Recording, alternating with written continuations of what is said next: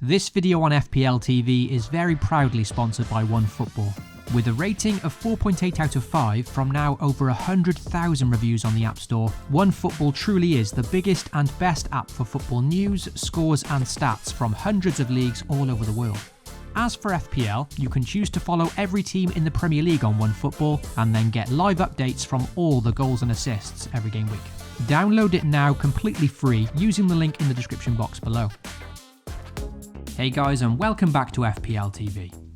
Before looking ahead towards Game Week 23, let's see how the side performed in the double Game Week 22. Last week, I was considering to replace Son Heung-min, who was injured and ruled out for his double Game Week 22. The two options I was deciding between were James Maddison and Bruno Fernandes, and on current form, initially it was looking as though Maddison was the much more sensible play. However, on the Friday of last week, the same day as the Game Week deadline, Leicester's first fixture against Burnley then got postponed, crucially no longer leaving the Foxes with a double game week, and once again proving that this season holding onto transfers until the very last moments really is the best policy. To be honest, I was looking for any excuse to bring Bruno Fernandes in, and with him keeping his double game week, it then made him over Maddison all the more appealing. In the end, this move paid off handsomely, with Bruno bagging 2 goals in the first fixture of his double game week. A truly dream start, and considering he was a relatively big differential, this was certainly the key moment of the game week. That Leicester-Burnley fixture postponement not only had a bearing on me buying Bruno Fernandes, but it also played a big part in my captaincy decision as well. Initially, I had the armband on Dennis, but in his double game week he too had to face Burnley, and once Burnley postponed their first fixture against Leicester, it really seemed that Watford's game against them just a few days later could then too be at risk. And unfortunately that was indeed the case, with that fixture since getting postponed after the deadline, and Dennis therefore losing his double game week. What a crazy FPL season it's been. For that reason, I thought I won't take any chances on that fixture postponement doubt, and switch the armband back to Ronaldo. In the end, he frustratingly missed the Aston Villa game through injury anyway, but all I can hope now is that Ronaldo is fit enough to start against Brentford and potentially get something there, especially because I still have Dennis on a 2-pointer as vice-captain. Elsewhere in my side, I had Bowen, Antonio and Rafinha all facing each other, and to my luck, they all returned points in a 3-2 thriller. I mentioned last week that I really wanted to see a performance from Rafinha, who was my biggest differential of the game week. And boy did we get a performance from the Brazilian, with him producing a quite superb display.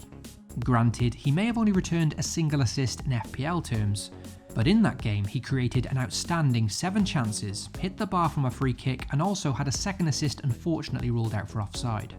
A truly top display.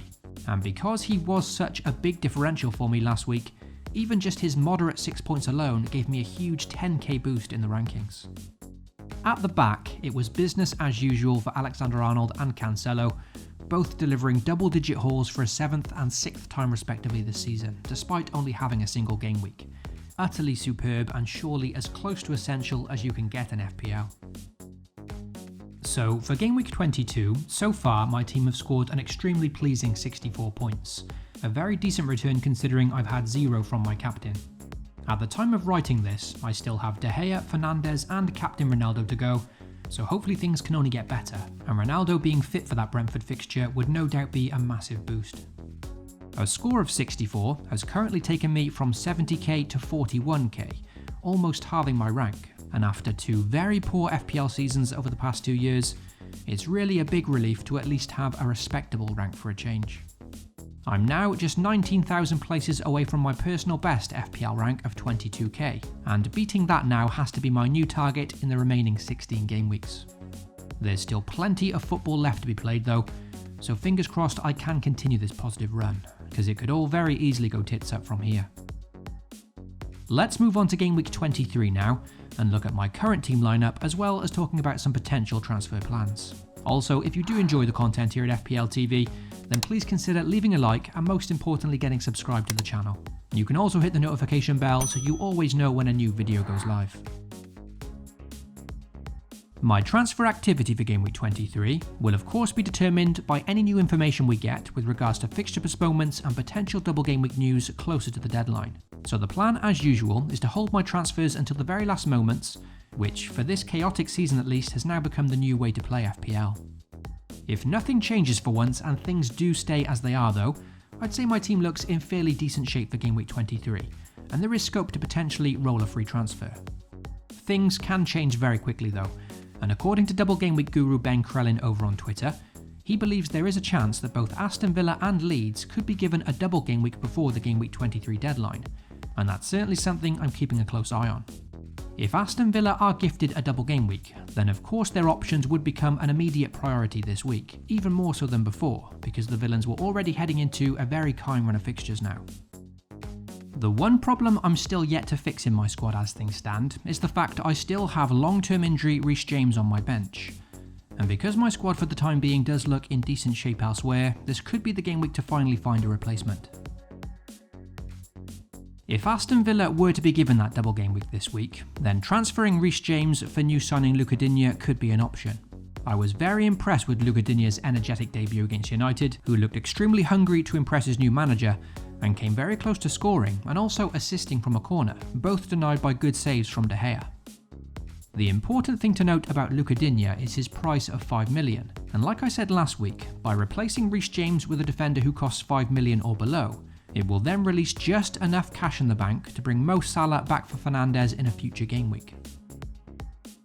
As for other transfer targets, as mentioned last week, the signing of Coutinho put him immediately on my radar, and he already marked his debut with a goal. If a double game week were to be announced for Aston Villa, then of course the attacking midfielder would be a very hard option to ignore this week. In my side though, I've currently got the likes of Jota, Rafinha and the informed Jarrod Bowen, so there's no easy route to bring him in, and perhaps in the case of a double game week, it's Jota that would have to make way. If, however, there's no double game week announcement, then the defender I've been looking to bring in for a few game weeks now is Aymeric Laporte, who has now returned 6 points or more in 7 consecutive game weeks. Incredible consistency. Despite having no upcoming double game weeks, Man City still boast a superb run of upcoming fixtures, where they face Southampton, Brentford and then Norwich in the next 3 games. 3 great chances for clean sheets there. City have only conceded 13 goals in 22 games this season, the league's best defence, so doubling up on their back line with me already owning Cancelo could be a very sensible move. The only difficulty for me here is that he does cost more than 5 million, coming in at 5.6. Therefore, if Laporte was to come in for Reece James this week, it would then mean having to take a hit to bring Mo Salah back in Game Week 24, and that complicates the move for me slightly. Either way, Laporte looks to be a superb replacement for the injured Reece James, and with Chelsea soon blanking in Game Weeks 24, 25 and 27, Laporte could too be an ideal replacement for Rudiger as well, who will also soon have to make way from my squad. If I am to transfer out Reece James this week, then his replacement Luca Digne or Aymeric Laporte would come immediately into my lineup, with either Rudiger or Michail Antonio moving to the bench, and I'd probably favour the attacker in that case and bench Rudiger. Antonio Rudiger has been a bit of a nemesis to his London rivals Tottenham this season though, already scoring 2 times against them, once in the league and once in the League Cup, so that would have me a bit concerned about benching him. For the first time this season, I'm having to weigh up a 50-50 decision between my goalkeepers, with Ben Foster now back in the starting lineup for Watford, and him having a very kind fixture at home to goal-shy Norwich, whilst De Gea faces a tough game against West Ham. Norwich have only scored 10 goals this season in 21 games, the league's lowest scorers, so despite Watford being pretty shambolic defensively, the sheer lack of goals from Norwich make this statistically a good chance for a clean sheet. The fact I have 2 West Ham attackers facing De Gea this week as well, therefore giving me a conflict of interest, means that fielding Foster would give me a chance to maximise points should United concede. However, it is worth noting that Watford are currently the only side without a single clean sheet this season, 19 Premier League games, 0 clean sheets, and that certainly makes this one a difficult decision. Norwich are just coming off a confidence-boosting 2-1 victory over Everton as well, which does put me off taking that punt slightly. For the captaincy in Game Week 23, at the moment I think this decision is wide open amongst us FPL managers, with no clear and obvious option when compared to previous game weeks. At the time of writing this video, with no confirmation yet of a double game week for any team, in my side I think there's lots of viable candidates. Looking at my squad, you could probably make a case for captaincy for 8 of my starters, with only Rudiger, Antonio and my goalkeeper the only ones where captaincy may raise an eyebrow. As things stand, for me it's currently between Dennis at home to Norwich, simply to target that Norwich fixture in hope of big returns, or instead putting my trust in the reliable and consistent Alexander-Arnold, who now has FPL returns in 9 of his last 11 appearances. It's never easy placing the armband on a defender, but doing this with Cancelo a few game weeks back paid absolute dividends, and Alexander-Arnold is no ordinary FPL defender. As mentioned though, the captaincy decision will certainly be determined by any news of potential double game weeks. For example, if Leeds were to be given a double, then it's very likely Rafinha would take the armband for me. As for Aston Villa, if they were to be given that elusive double game week, then the likes of Coutinho would become a contender not just to bring in, but also to be given the armband too. So that's all my current thoughts discussed about my team leading up to Game Week 23.